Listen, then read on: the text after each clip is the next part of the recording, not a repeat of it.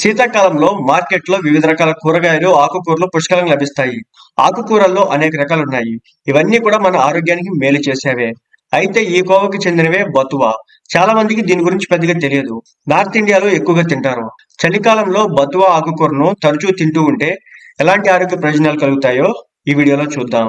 చలికాలంలో లభించే బతువ ఆకులు అనేక ఆరోగ్య ప్రయోజనాలు కలిగి ఉంటాయి. బతువ ఆకుల్లో ఐరన్, ఫాస్ఫరస్ వంటి మూలకాలతో పాటు vitamin A, vitamin B, vitamin C పుష్కలంగా ఉంటుంది. బతువ ఆకులతో వివిధ రకాల వంటకాలు చేసుకోవచ్చు. బతువ ఆకుల్లో అమైనో యాసిడ్స్ పుష్కలంగా ఉంటాయి. ఇవి కణాలను ఆరోగ్యకరంగా మార్చుతాయి. బతువ ఆకులను తీసుకుంటే కణాల డ్యామేజీ తగ్గుతుంది. ఇందులో విటమిన్లు, calcium, iron, magnesium, phosphorus, potassium, sodium, zinc వంటి పోషకాలు ఉంటాయి. దీనిలో నీటి మోతాదు కూడా అధికంగా ఉంటుంది. ఇందులో ఫైబర్ కూడా పుష్కలంగా లభిస్తుంది. కాబట్టి వీటిని తీసుకుంటే జీర్ణ సంబంధిత సమస్యలు రావు. ముఖ్యంగా బలబద్ధకం నుంచి బయటపడొచ్చు. ఇవి ఆకుకూరలో vitamin A, B, C, iron, potassium, calcium, phosphorus వంటి పోషకాలు అధికంగా ఉంటాయి. ఈ ఆకుల్లో క్యాలరీలు తక్కువగా ఉంటాయి.